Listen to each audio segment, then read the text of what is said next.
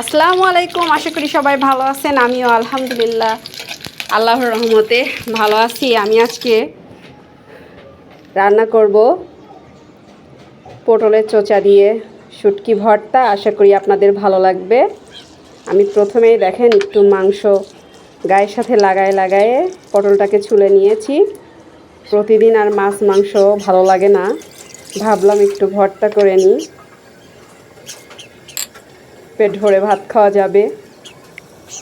আমি পটলের চোচাগুলোকে একটু ভাপ দিয়ে নিব।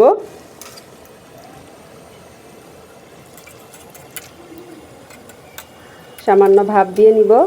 আমার ভাপ দেওয়া প্রায় হয়ে গিয়েছে। আমি এখন পানি থেকে ছেঁকে তুলে নিব।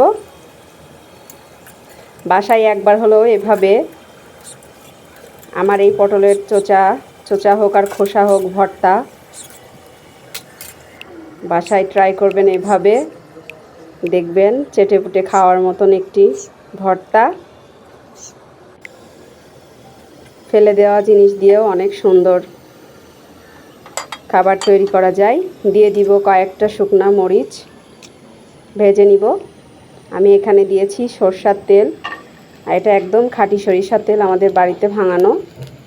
দিয়ে দিয়েছি কয়েকটা আস্ত রসুন আর কাঁচামরিচ। আমি এখানে 2 রকম মরিচ ব্যবহার করছি।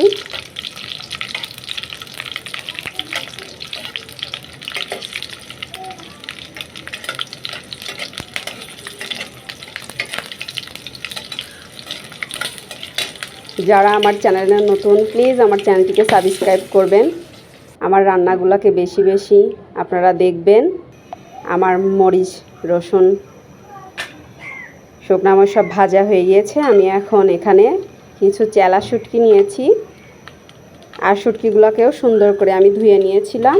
আমি এখন তেলে ভেজে নিব।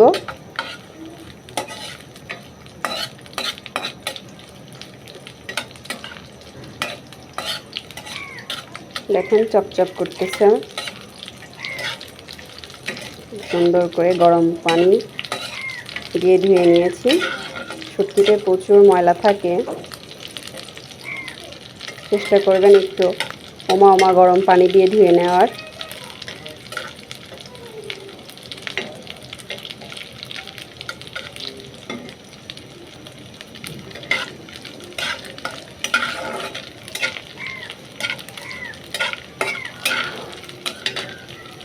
আমার মাছও হয়ে গিয়েছে, আমি তুলে নিয়েছি।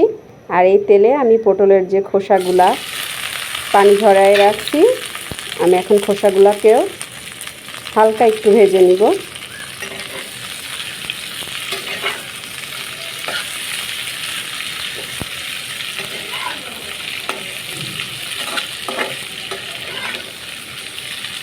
সিদ্ধ করে নেওয়ার ফলে পটলের যে একটা কাঁচা একটা গন্ধ আমার এখানে চলে গিয়েছে।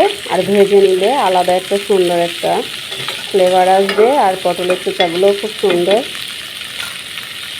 ভাজা ভাজা হয়ে আসবে। আর একটু ভেজে নিলে ভর্তাটাও সুন্দর হয়।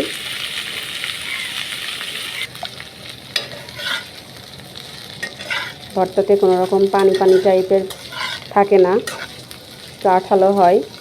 আপনারা চেষ্টা করবেন ভর্তা করতে গেলে পটলের চোচাটাকে একটু সুন্দর করে ভেজে নেওয়ার, যাতে এর ভিতরে যে বাড়তি পানি থাকে সেটা শুকিয়ে যায় আর ভর্তাটাও অনেক আঠালো হয়। আমার সব ভেজে নেওয়া শেষ। আমি এখন বেটে নিব। আমি শুরুতেই শুটকিগুলোকে বেটে নিব।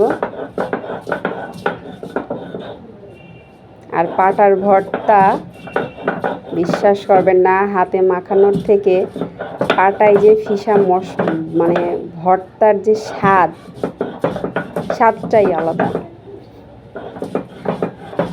আমি অনেক সময় কি হয়, ভর্তা পাতাতে করে গরম ভাত পাটার উপরে নিয়ে খাই, খুবই মজা লাগে। পাটা মুছে খাওয়ার মজা যে খাইছেন সেই বুঝবেন।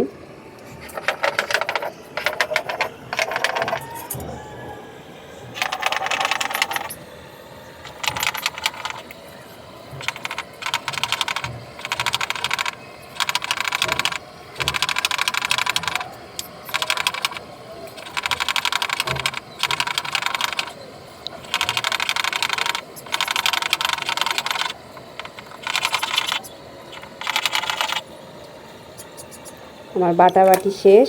আমি এখন কড়াইতে আবার সামান্য তেল দিব, আর তেলের মধ্যে দিয়ে দিয়েছি কালো জিরা, আর দিলাম সামান্য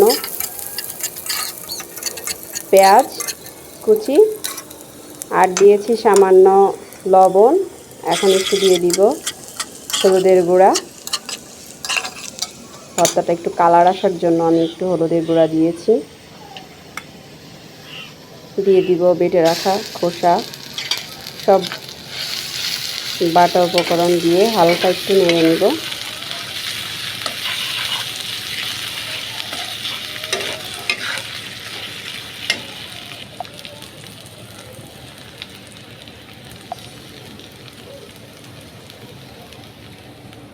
দেখেন পাশে আমার জানালায় চালটা ধরছে কত। পরবর্তীতে আপনাদেরকে চালতার রেসিপি দেখাবো ইনশাল্লাহ। আমার ভর্তা এদিকে হয়ে গিয়েছে।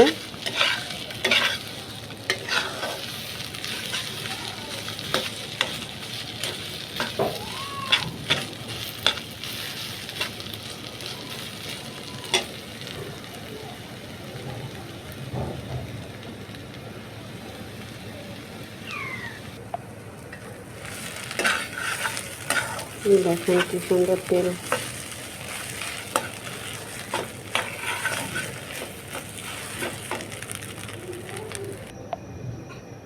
মাশাআল্লাহ, আলহামদুলিল্লাহ, দেখেন কত সুন্দর হয়েছে। আশা করি আপনাদের ভালো লাগবে। আর ভালো লাগলে অবশ্যই আমার রান্নাকে আপনারা বেশি বেশি দেখবেন, শেয়ার করবেন। আশা করি আপনাদেরকে নতুন নতুন রান্না আমি দেখাতে পারবো। দেখেন ভর্তা কত সুন্দর একটা তেল তেলি ভাব চলে আসছে।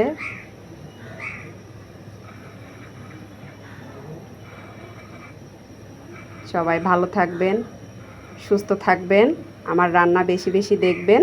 আল্লাহ হাফেজ।